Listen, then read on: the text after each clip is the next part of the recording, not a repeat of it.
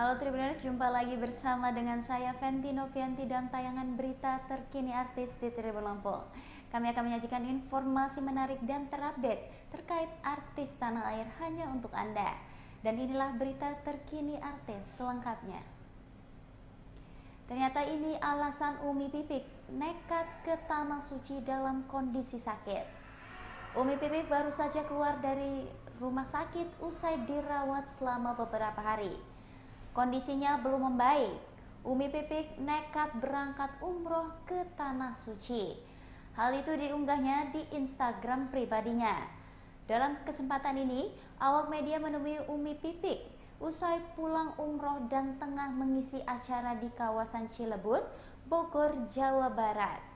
Umi menyebut alasannya nekat umroh dalam kondisi kurang sehat lantaran beberapa kali mimpi seperti melihat Ka'bah. Namun Umi mengaku bersyukur sesampainya di Tanah Suci, kondisi kesehatannya semakin membaik. Lebih lanjut, Umi menyebut jika kenikmatan dari Allah yang harus dirasakan.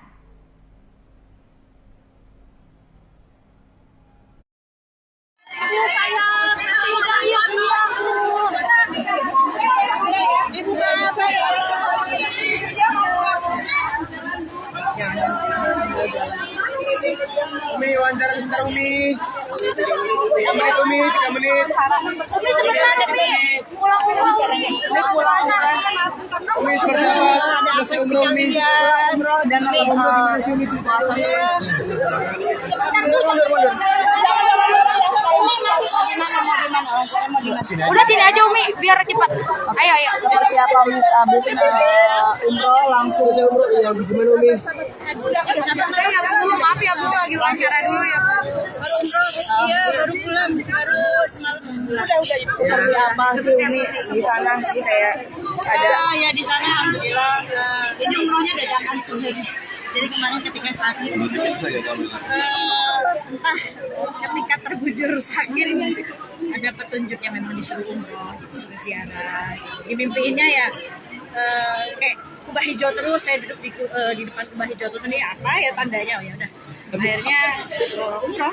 pengalaman kemarin seperti apa sih Umi? Kedamaian apa sih yang dirasakan ketika kemarin ketika sakit itu kan memang memang akhirnya ya kayak dapat mimpi lah ya, dapat mimpi yang agung juga, terus suruh ya intinya suruh ziarah aja. Akhirnya saya ziarah ke makam Rasul. Mimpinya kapan kalau boleh tahu Umi?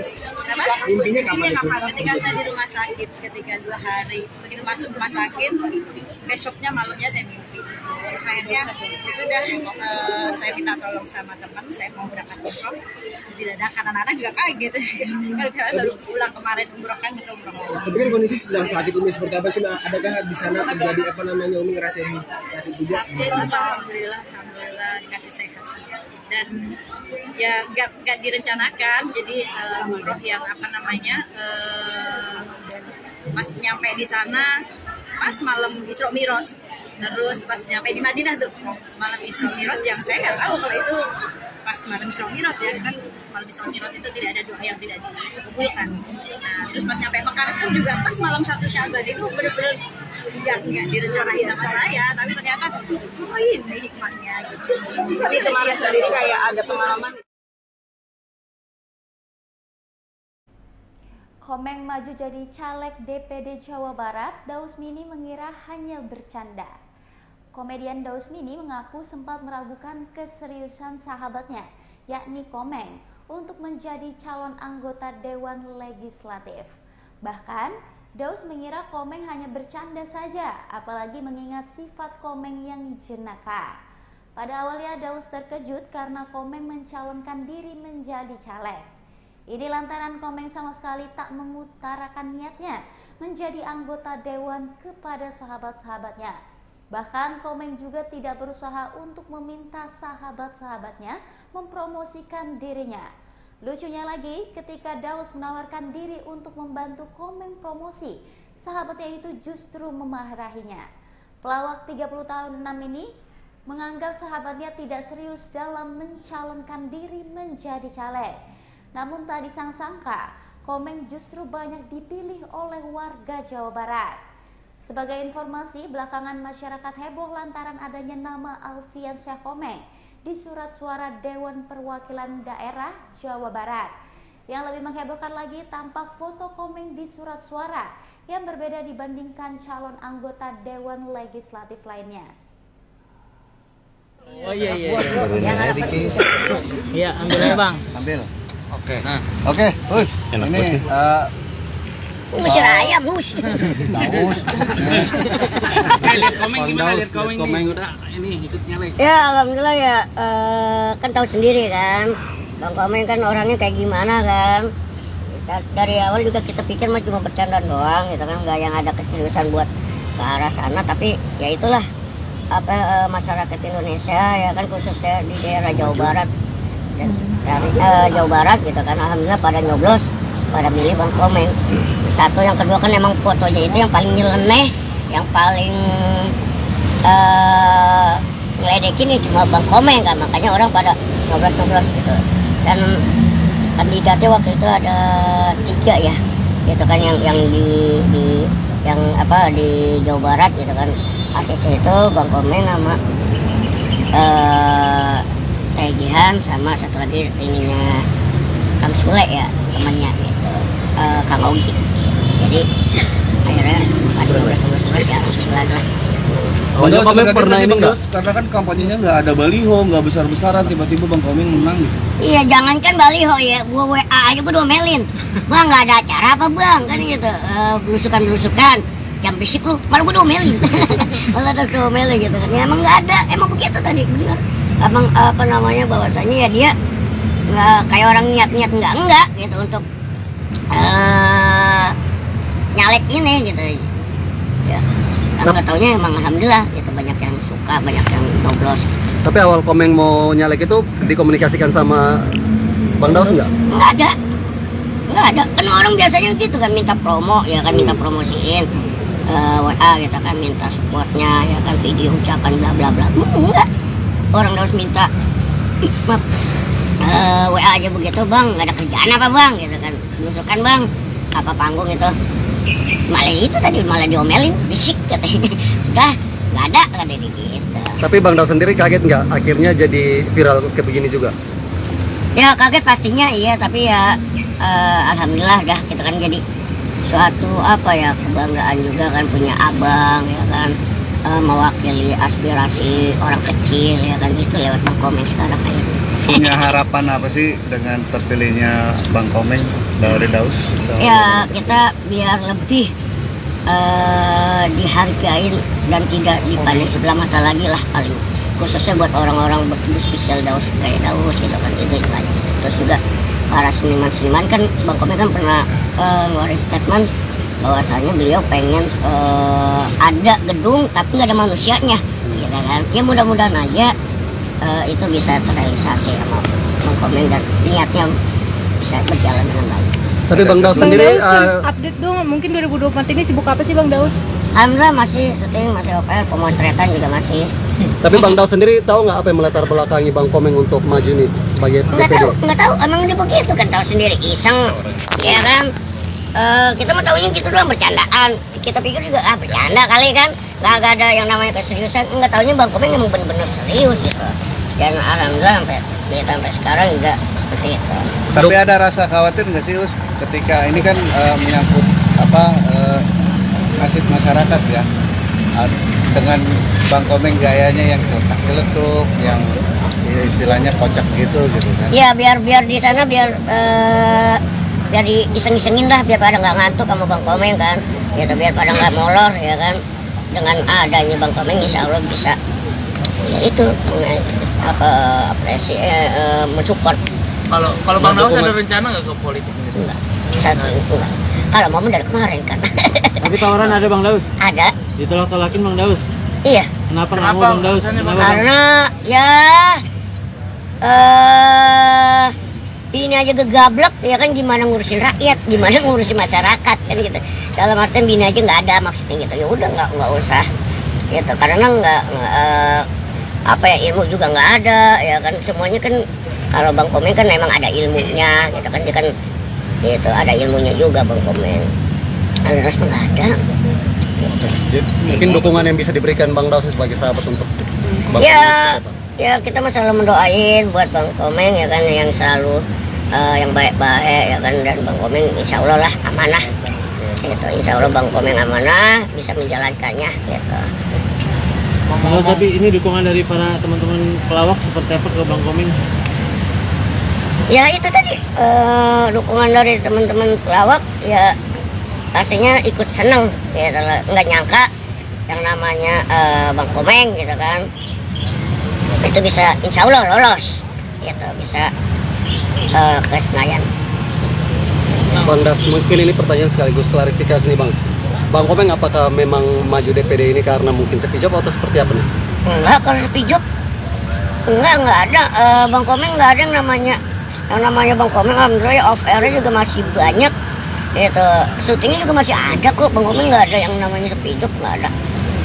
Hoak tuh yang ngarang yang bikin berita tuh ngarang tuh orang gitu, itu enggak ada gitu. Oke. Bang Daus ngomong-ngomong tadi bini gak upload sekarang.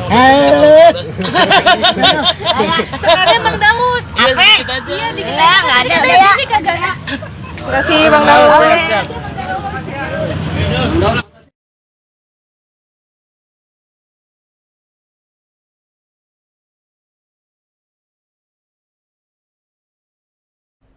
Beralih ke kabar selanjutnya, Tribuners pernah dijebloskan ke penjara oleh tersangka YA, Putri Siregar ikhlas.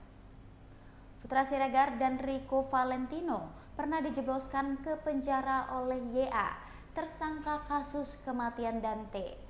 Meskipun demikian, Putra Siregar dan Rico Valentino sudah mengikhlaskan apa yang pernah dibuat oleh YA, kekasih Tamara Tiasmara terhadapnya. Putra Siregar pun dikagetkan dengan YA yang kini berstatus tersangka dari kasus kematian Dante. Putra Siregar pun sempat mengobrol dengan guru spiritualnya terkait YA yang dulu memenjarakannya dan kini mengalami hal serupa. Suami dari Septia Siregar itu juga enggan merasa puas dengan apa yang dialami oleh YA. Satu sisi dia berpikir jangan sampai kita merasa puas atas kejadian Dante itu, sedangkan itu mengorbankan anak kecil. Putra Siregar pun kini hanya dapat mendoakan Dante yang berpulang di tangan YA. Seperti yang diberitakan sebelumnya, Septia Yetri Opani, istri Putra Siregar, sempat membongkar kembali masalah hukum yang dialami oleh Putra Siregar dan Rico Valentino saat YA ditetapkan sebagai tersangka kasus kematian Dante. Istri Putra Siregar menyebut bahwa YA alias Yuda Arfandi merupakan sosok yang memukuli Rico Valentino namun berujung pada sang suami yang dipenjara. Dante di surga dan sesuai syariat Dante pasti di surga karena dia belum dihisap kan, belum balik, belum kayak kita ini lah yang ada dosanya gitu. Nah lalu berikutnya aku pulang gitu, kaget ternyata Rico belum cabut laporannya. Yang ini mungkin media nggak tahu semua ya. Akhirnya semalam aku udah ngobrol dan musyawarah, ya kita cabutlah laporannya, bahwa kan kita memang udah ikhlas, udah damai. Karena walaupun gimana pun kalau belum cabut laporan, maka itu sama dengan kita proses hukum tetap berjalan gitu. Jadi kita nanti akan ke Polres Selatan, karena dari Polres Selatan ternyata ditelepon sama Polda, oh ini kasusnya gimana, ditanyain gitu. Ternyata Rico belum cabut. Jadi saya tanya kenapa alasan belum cabut, ya beberapa yang ngeroyok aku dan temuin aku katanya. Udah temuin lah kita di mall, di beberapa tempat, ya kita udah restoratif justice lah, udah damai lah. Nah, tapi memang yang Arfandi ini belum nemuin. Kapan sih rencananya Bang Rico mau ke selatan? Karena aku yang sibuk banget ya, bola, terus beberapa meeting. Jadi mungkin kita usahain lah kalau bisa besok ikan sepat, ikan gabus lah, lebih cepat lebih bagus. Tapi sebelumnya juga kan kasetnya juga laporan tersebut gitu. Apa ya drama-dramanya ya?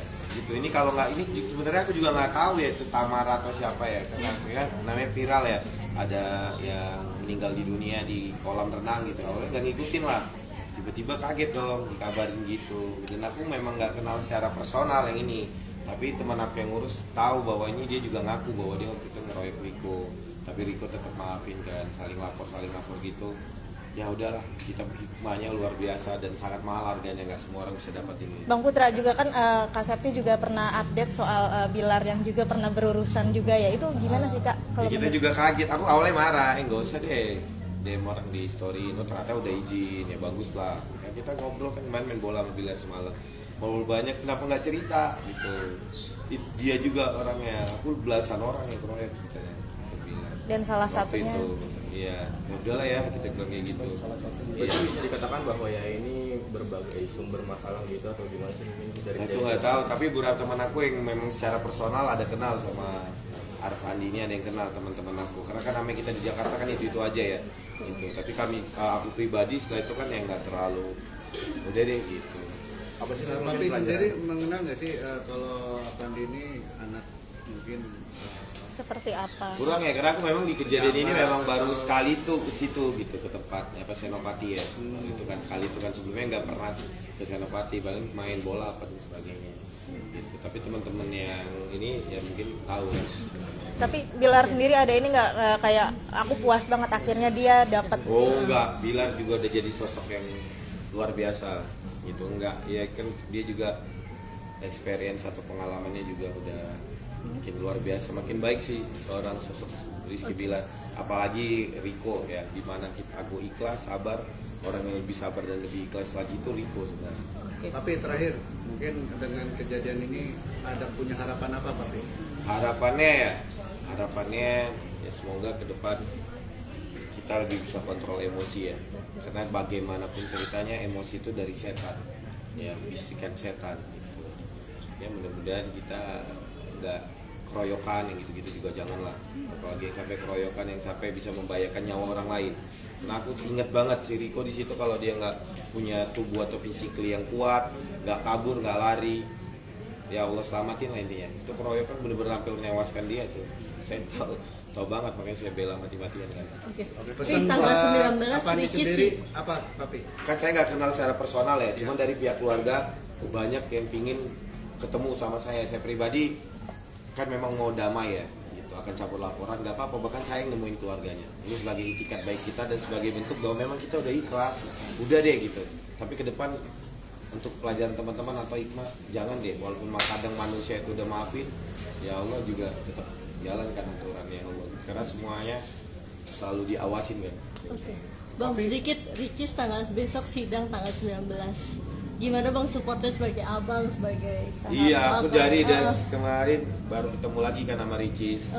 Ya, alhamdulillah dia ya strong woman ya, sehat. Itu juga Rian, aku udah berapa kali nasihatin, cuman yang memang terakhir dibilang lawyernya Rian bahwa Rian jangan kesana kemari biar nggak digiring atau gimana. Udah nggak apa-apa, kalau dari papi ya sederhana, perjuangin. Terus ya kita doain, besok sidangnya apa ya? 19 mediasi. Mediasi kan. Doain semoga mediasi pertamanya lancar dan balikan, cabut gugatan, balik. Ya enggak? Oke. Wassalamualaikum warahmatullahi wabarakatuh. Apa hari Sabtu jam berapa? Hari Sabtu jam berapa? Apa itu? Polres Selatan rencananya. Jamnya nggak tahu kan, sibuk ya. Tapi sore ini Rico sama teman-teman aku lagi panggil. Supaya kita, ya ini kan yang di Jakarta Selatan jadi teman-teman semua. Mereka yang telepon. Iya ini belum dicabut. Saya juga kaget belum dicabut. Berkabar. Oke. Jam berapa besoknya? Kabarin media ya kalau memang mau. Oke, dikabarin nanti di Polres Selatan ya. Ya, makasih Sapi. Makasih Pi. Makasih.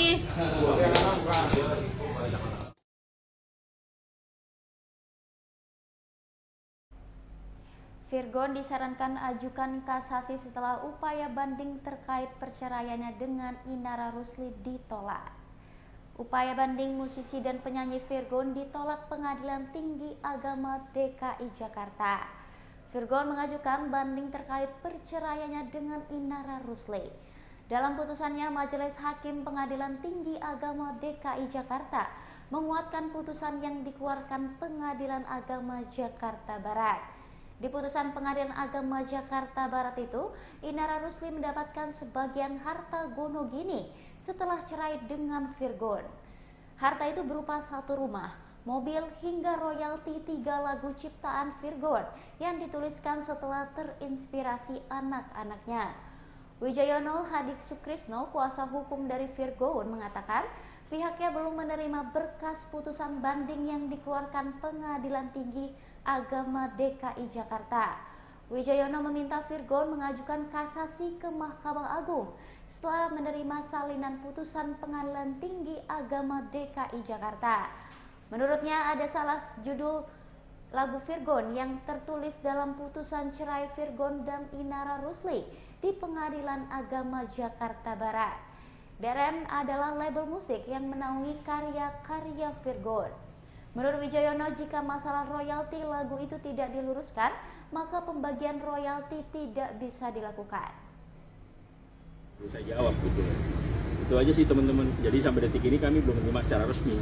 Jadi kita juga batas waktu pengajuan kasasi juga kita belum tahu. Itu Tapi aja. dari Virgon sendiri ada tanggapan nggak terkait putusan itu? Karena kan sudah ramai pemberitaannya. Kalau Virgon kan selama ini nggak pernah masalah dengan putusan itu tersebut. Jadi kalau ditanyakan mengenai harta bersama, mengenai apa kan Virgon nggak pernah masalah. Jadi yang mempermasalahkan harta bersama itu siapa? Virgon nggak pernah masalah harta bersama. Kan cuman ada berapa sih? Kalau kita bicara harta bersama kan cuma 3 item. Mobil, rumah, dan royalti. Cuma yang jadi masalah kalau rumah ya, rumah kan bisa dinilai dengan uang, bisa dijual gitu kan. Akhirnya nanti dibagi sesuai dengan putusan itu kan 50% tuh dibagi 2 gitu kan. Terus mengenai mobil, kalau nggak salah Innova Zenik kalau nggak salah, itu juga kan bisa dinilai dengan uang, bisa dibagi 2 sesuai dengan putusan pengadilan 50%. Nah sekarang kalau masalah royalti, di sini kita udah kasih tahu ke Pengadilan Agama, kita udah kasih tahu ke Pengadilan Tinggi Agama bahwa amar putusan yang mengenai royalti itu adalah salah kaprah. Kenapa saya bisa bilang salah kaprah? Yang pertama judul lagunya ada yang salah, ya kan? Terus yang kedua mengenai publisher. DRM tuh bukan publisher. Coba aja tanya ke DRM, Digital Rantai Maya. Itu bukan publisher, tapi di situ kan disebut publisher. Sekarang kan putusan kalau kita bicara masalah hukum, itu harus ada kepastian hukum. Di sini harta bersama itu ada 3 item, item terakhir mengenai royalti. Nah, item royalti itu salah kaprah. Kita udah kasih tahu, DRM itu bukan publisher. Yang berhak membagi royalti kan publisher. Dia yang punya hak tuh, bertanggung jawab tuh. Dia yang mempublish dan bertanggung jawab ngambil royalti, membagikan. DRM, Digital Rantai Maya, bukan publisher. Ini salah putusannya, kita udah kasih tahu, ini salah. Coba lihat teman-teman di putusan banding tuh, yang di-share kemarin.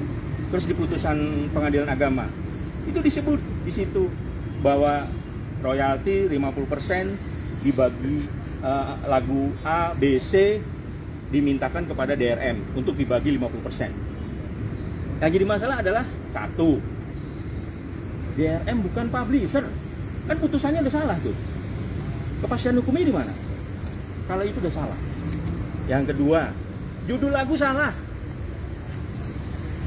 Itu udah kasih tahu nih, judul lagunya salah.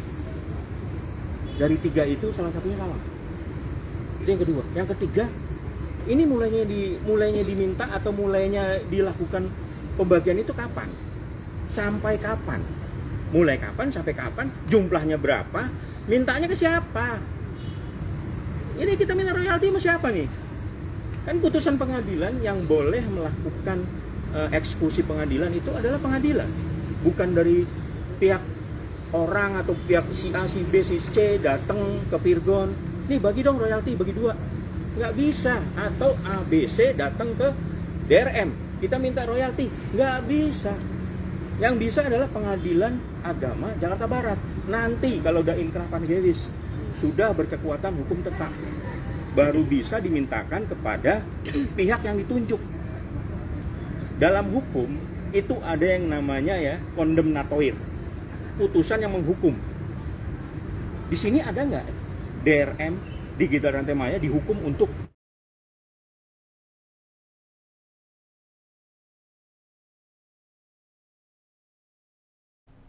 Kabar terakhir Tribuners, Ogah beli baju mahal.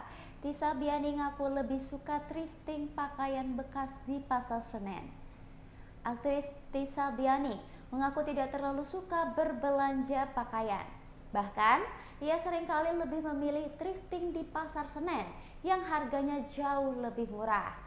Thrifting sendiri merupakan kegiatan berbelanja produk bekas yang harganya dinilai lebih murah sehingga lebih hemat. Alih-alih menggelontorkan uang yang banyak untuk baju bermerek, kekasih Doel Jailani ini lebih suka berbelanja sepatu. Ia pun mengaku punya budget tersendiri untuk berbelanja sepatu bermerek. Tisa juga menilai bahwa dirinya cukup hemat karena selalu membeli barang yang memang dibutuhkan. Ia mengaku sangat jarang membeli barang tanpa melihat harganya, apalagi hanya berdasarkan rasa suka terhadap barang tersebut. Pasar satu juga, terus biasanya kalau yang memang benar-benar keluarin budget lebih ke sepatu. Kalau baju aku apa aja. Kalau Kevin?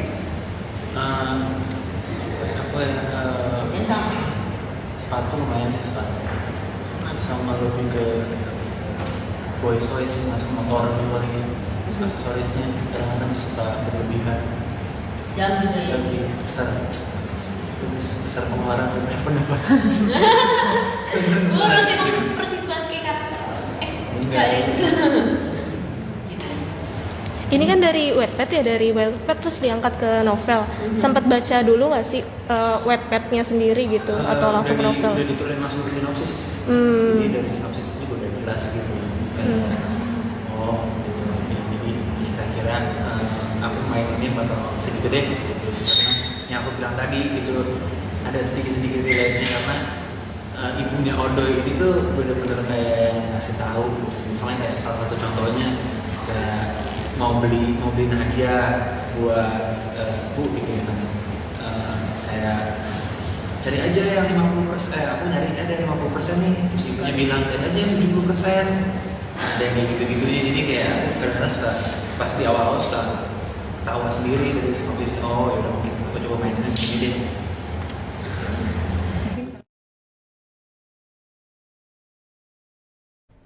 Baiklah Tribuners, itulah tayangan berita terkini artis bersama dengan saya Fenty Novianti. Jangan lupa saksikan informasi terupdate lainnya hanya di YouTube Tribun Lampung News Video dan YouTube Tribun Lampung Official. Selamat sore dan sampai jumpa.